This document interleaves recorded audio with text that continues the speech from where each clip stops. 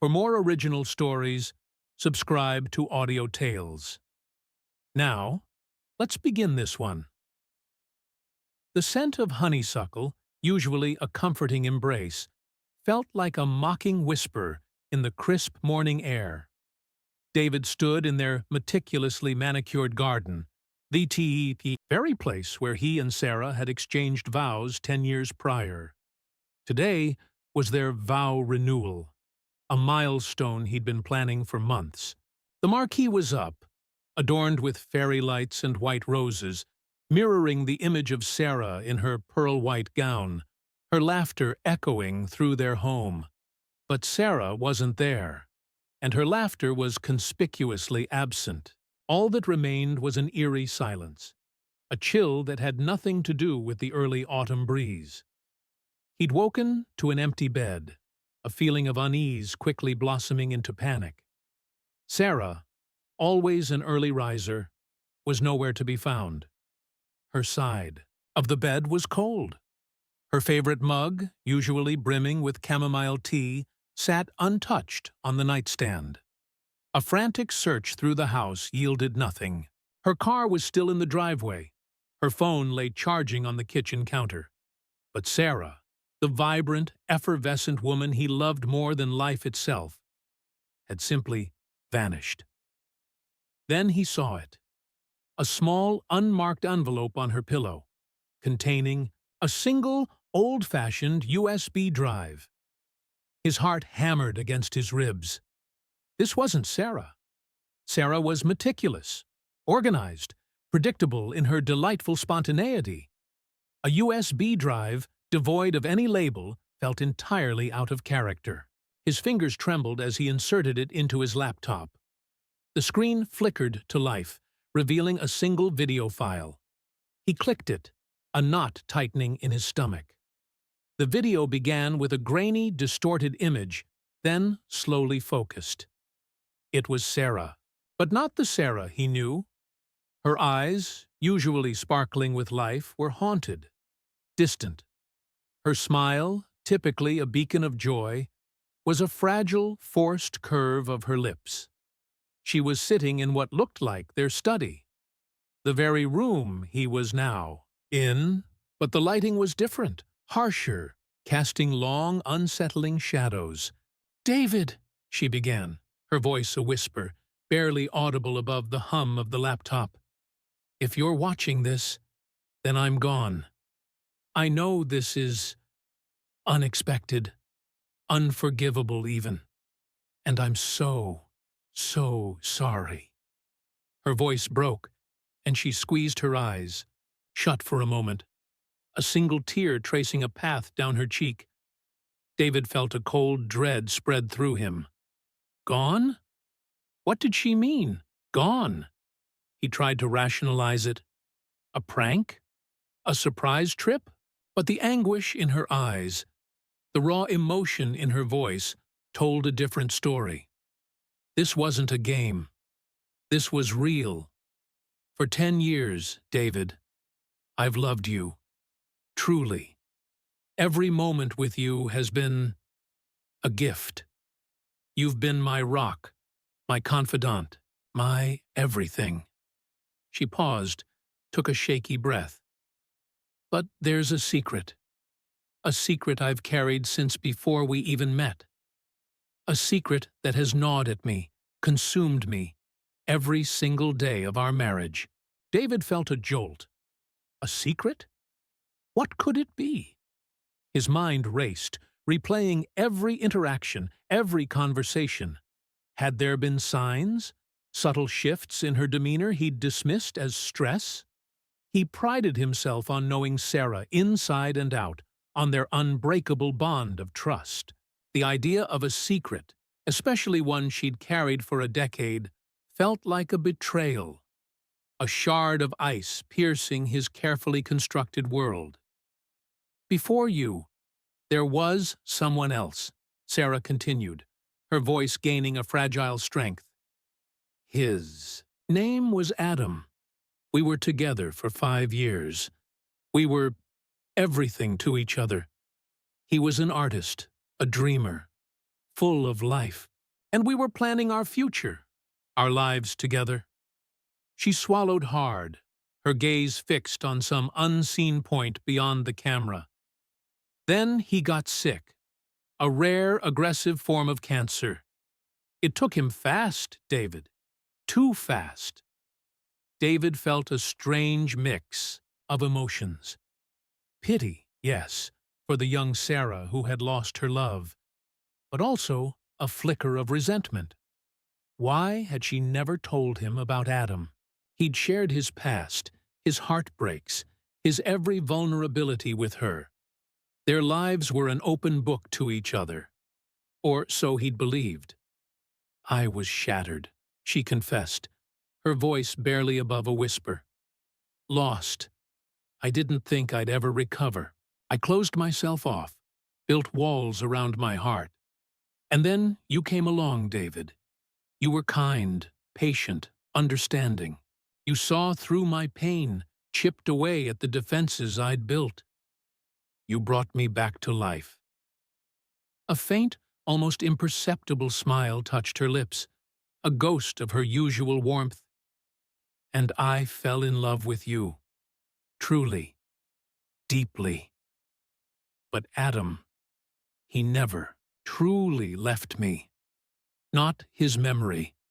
Not the pain. And there was something else.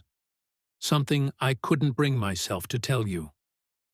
She looked directly into the camera then, her eyes brimming with unshed tears, a raw vulnerability that David had never witnessed. Adam and I, we had a child. The words hit David like a physical blow. He staggered back, nearly knocking over his desk chair. A child? Sarah had a child? A child she'd kept secret for 10 years?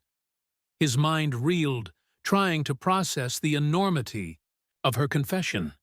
He had no children, and it had been a quiet sorrow for them.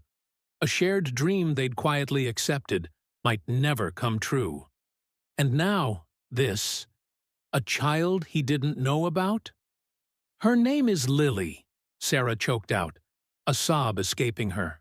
She's 9 years old. She lives with my sister, Clara, in Cornwall. I visit her when I can. Clara agreed to raise her, to give her a stable life, while I tried to move on, tried to build a new life, a normal life. With you, the room spun. Cornwall. Clara. He knew Clara, Sarah's older sister, a reserved woman he'd met a few times at family gatherings. She'd always seemed a little distant, he'd thought, but he'd attributed it to her quiet nature. Never once had he suspected this. Lily. His wife had a daughter, a secret child, for almost their entire marriage. I know this is a monstrous thing to keep from you, David, Sarah continued, her voice filled with self-loathing. I wanted to tell you so many times.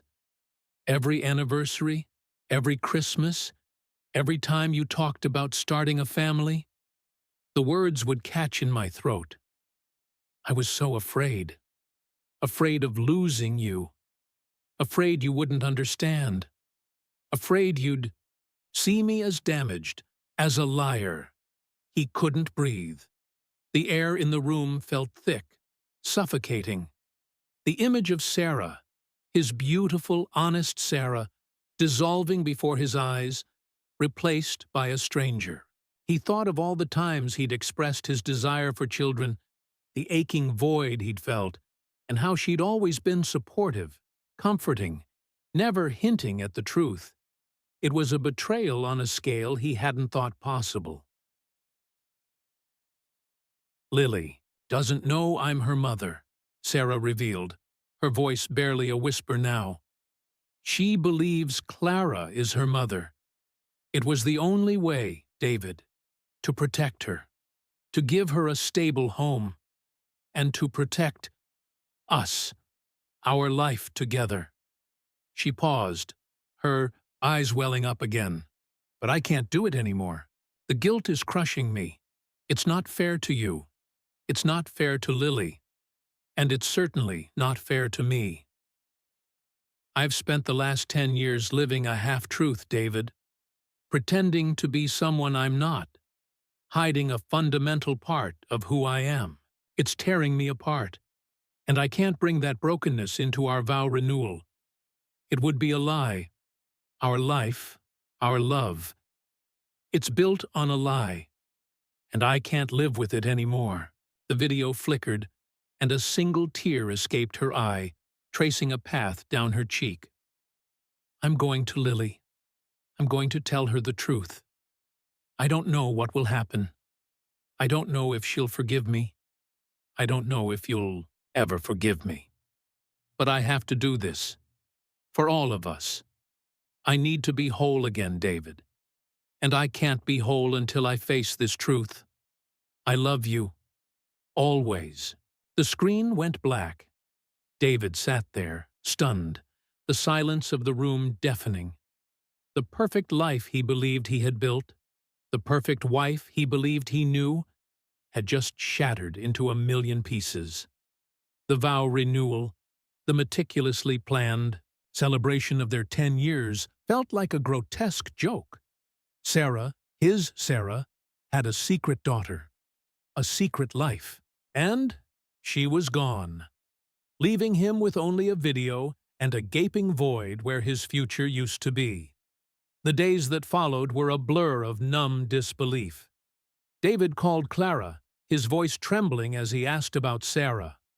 Clara, surprisingly, was calm, almost resigned. "She's here, David," she said softly. "She told me she was coming, and she told me everything. About Lily, about you, about the truth she couldn't keep hidden any longer."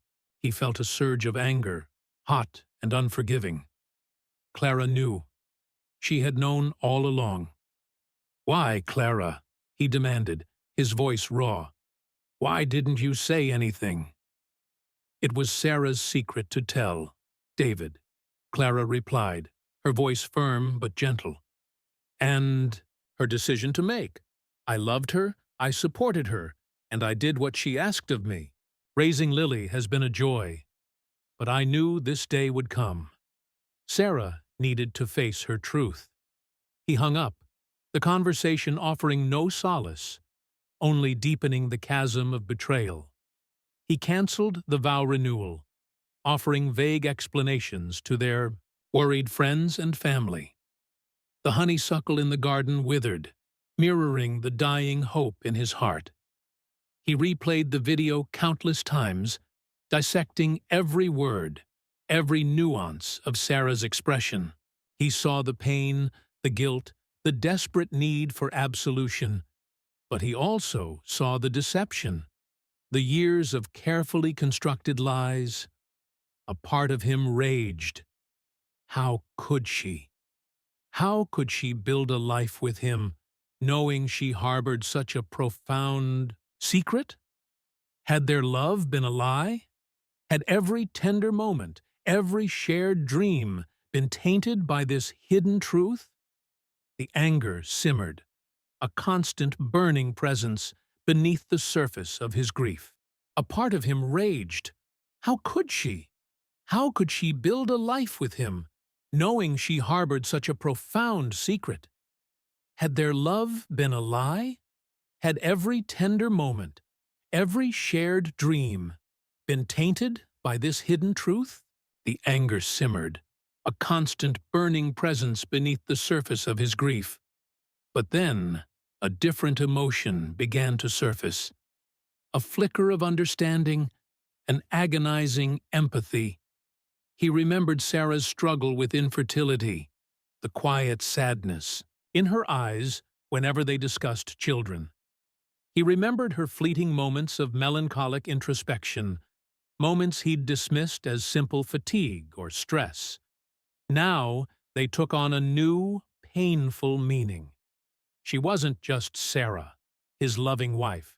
She was also a mother, burdened by an impossible choice, living with the ghost of a past love and a hidden child. He tried to imagine her life, loving him, building a home, all while carrying the weight of Lily's existence, the constant fear of exposure, the silent ache of separation from her daughter. It was an unbearable burden, a cross she had carried alone for so long.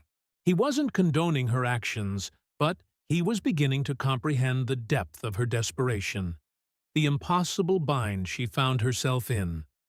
Weeks bled into months. The silence in the house became a constant companion. David found himself walking through the rooms, the echoes of Sarah's laughter haunting him. He looked at her things, her favorite books, the little trinkets she'd collected, and felt a strange mix of profound love and crushing anger. He was lost, adrift in a sea of conflicting emotions. One day, as he sat staring at a faded photograph of their wedding day, a small, handwritten note fell from behind the frame. It was Sarah's elegant script. "My dearest David, if you're reading this, it means I've been gone for a while. Know that every day with you was a blessing, and know that I always, always loved you. More than words can say. Even with my hidden truth, my love for you was real, and I hope, one day, you can understand." The note was undated, but it felt like a message from the past, a faint echo of her enduring love. He crumpled it in his hand, then smoothed it out, a fresh wave of tears blurring his vision. He hated her for leaving, hated her for the lies, but he also missed her with an intensity that physical pain couldn't match. He knew he couldn't move on until he understood. Not just intellectually, but emotionally. He needed to see Lily. He needed to understand the choices Sarah had made, to see the child she had sacrificed so much for. He called Clara again. "I need to come to Cornwall," he said, his voice steady. "I need to see Sarah. And Lily." There was a long pause on the other end of the line. "Are you sure, David?" Clara asked, her voice cautious. "It's a lot. For everyone." "I have to," he insisted. "I can't live like this anymore. I need to understand." The drive to Cornwall was a blur of winding roads and bleak, autumnal landscapes. His stomach churned with a mixture of apprehension and a strange, hesitant hope. What would he say to Sarah? How would he react to Lily, the child who was both a testament to his wife's past and a devastating symbol of her deception? Clara's cottage was nestled on a wind-swept cliff, overlooking the churning gray expanse of the sea. As he approached, he saw a small figure, a girl with long, dark hair, playing by the edge of the garden. Lily. His heart caught in his throat. She looked so much like Sarah, a younger, brighter version. The same delicate features, the same slightly upturned nose, the same hint of a mischievous sparkle in her eyes. He saw Sarah then, standing on the porch, her back to him. She looked thinner, her shoulders slightly stooped. Her once vibrant red hair was streaked with gray. He could see the toll the past months had taken on her. She turned as he approached, her eyes widening in surprise, then quickly softening with a mixture of fear and relief. "David," she whispered, her voice barely audible. He stopped a few feet from her, the sea breeze whipping around them. He looked at her, at the woman who had shattered his world, and for the first time he saw her not as a betrayer, but as a wounded soul. "Sarah," he said, his voice hoarse. "Why?" She looked away, her gaze drifting to Lily. "I told you in the video, David. I was afraid of losing you, afraid of hurting you. I loved you so much, and I didn't want anything to jeopardize that." She turned back to him, her eyes glistening. "It was selfish, I know. A cowardly act. but it was also an act of love. I wanted to protect you from the pain of my past. I wanted to give you a clean slate, a future unburdened by my grief. He could feel the anger receding, replaced by a profound sadness. But it hurt me anyway, Sarah. More than you can imagine. I know, she whispered, tears finally falling, and I hate myself for it every single day. I've lost so much, David, so much because of my fear.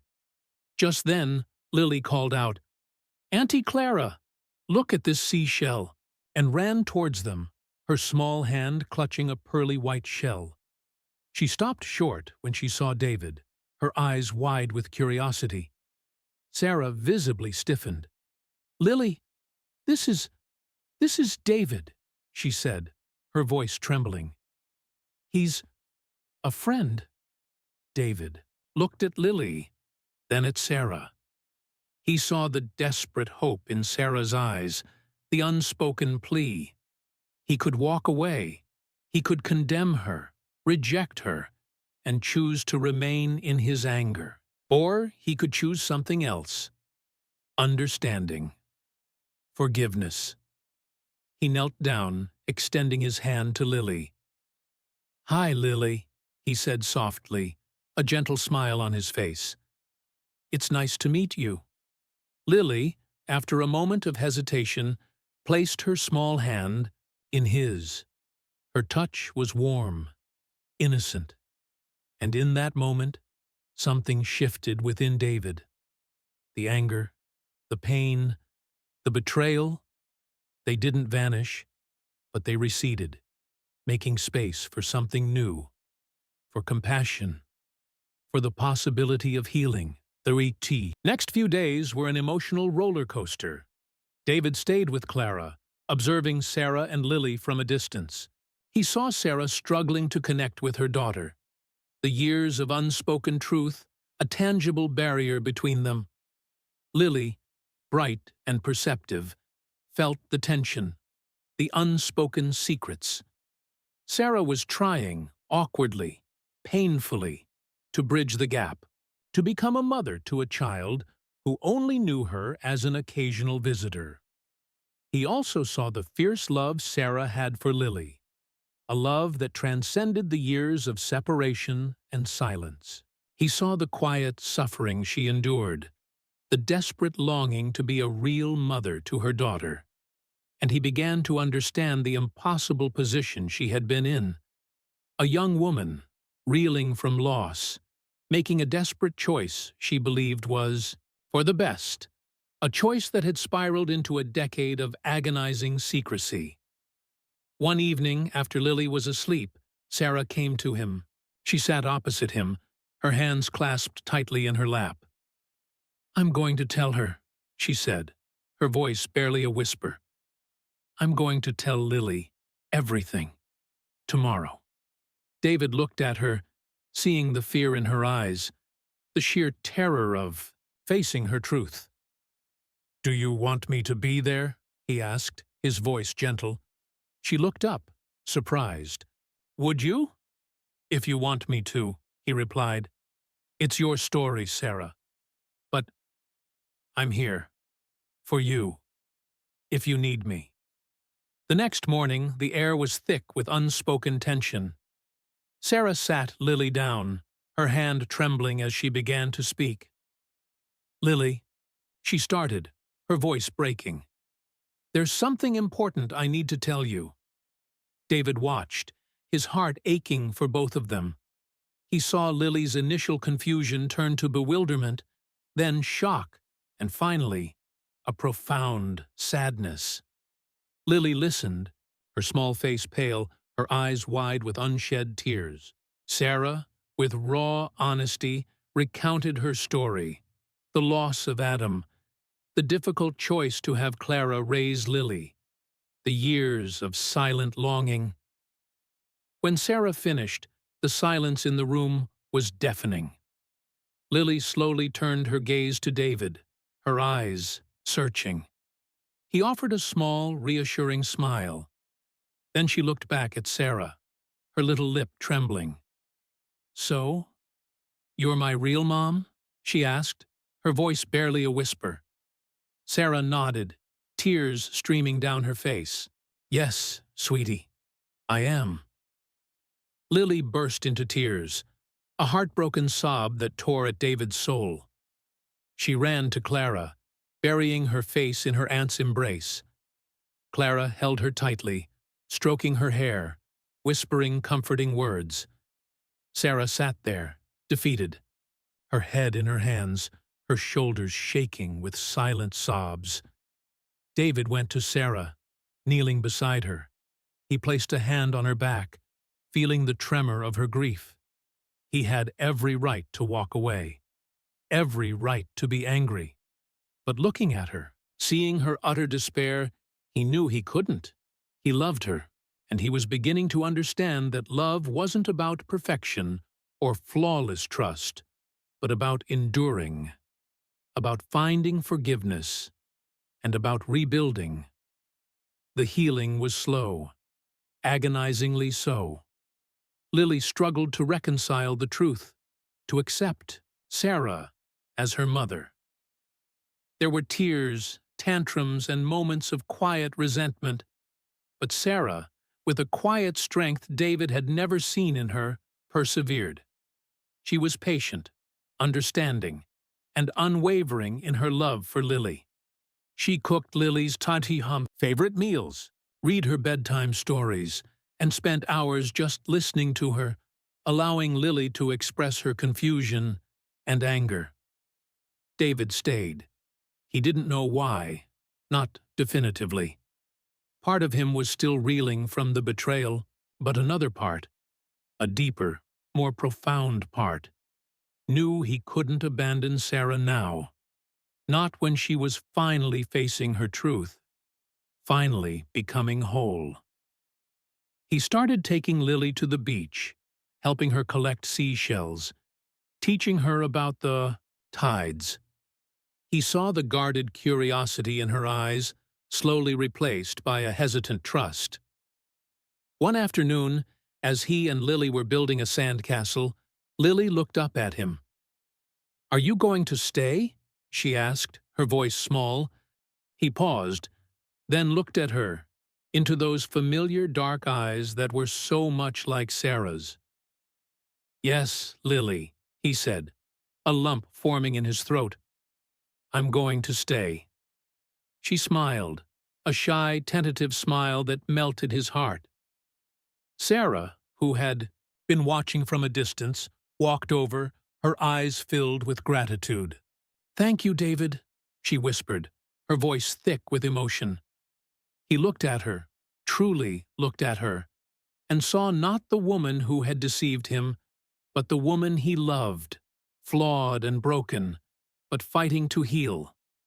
He saw her courage, her resilience, and her fierce, undeniable love for her daughter. "We'll get through this, Sarah," he said, taking her hand. Together. Months turned into a year. The little cottage in Cornwall became their temporary home. David sold their house, the house that held so many memories, both joyful and painful. He found a new job, a quieter life, away from the hustle and bustle of their old city. He spent his days supporting Sarah, building a relationship with Lily, and slowly, painstakingly, rebuilding their family. Lily, once reserved, began to flourish. She called Sarah Mommy, and the sound of it, the simple, profound acknowledgement, brought tears to Sarah's eyes every time. Lily still had moments of sadness, of questioning, but they were fewer and farther between. She had two mothers, two grandmothers, and a quiet, steady man who was learning to be a father figure to her. David and Sarah's relationship was still fragile, built on new foundations of raw honesty and forgiveness. They talked, hours upon hours, unraveling the knots of their past, airing their fears, their regrets, their hopes. He learned more about Adam, about the profound love Sarah had for him, and the grief that had shaped her. He understood that Adam was a part of her, a part she couldn't erase, and he found a way to accept it, to even respect the memory of the man who had loved the woman he now shared his life with. One evening, as the sun dipped below the horizon, painting the sky in fiery hues, David and Sarah stood on the cliff overlooking the sea. Lily nestled between them, watching the waves crash against the shore. "I'm sorry, David," Sarah said softly, her voice filled with a quiet humility. "For everything." He squeezed her hand. "I know, Sarah, and I forgive you." She looked at him, her eyes brimming with tears, a profound relief washing over her face. "Thank you," she whispered. "Thank you for not giving up on me." "How could I?" he replied, pulling her closer, enveloping both her and Lily in his arms. "You're my family. We're a family, and we'll face whatever comes together." The silence that followed was not empty, but full of the sound of the waves, the quiet breathing of Lily, and the slow, steady beat of three hearts. Finally, truly connected. The vow renewal had been a lie, a celebration of a past that wasn't entirely true. But this quiet moment on the cliff, with the sea stretching endlessly before them, felt like a true vow, a promise of a future, built on honesty, forgiveness, and an unbreakable love that had weathered the storm and emerged, stronger than ever before.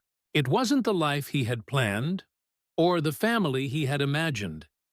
It was something far more profound. It was real. Share your thoughts in the comments below. Thanks for your time. If you enjoyed this story, please subscribe. It truly helps the channel. Click the video on screen, and I'll see you there.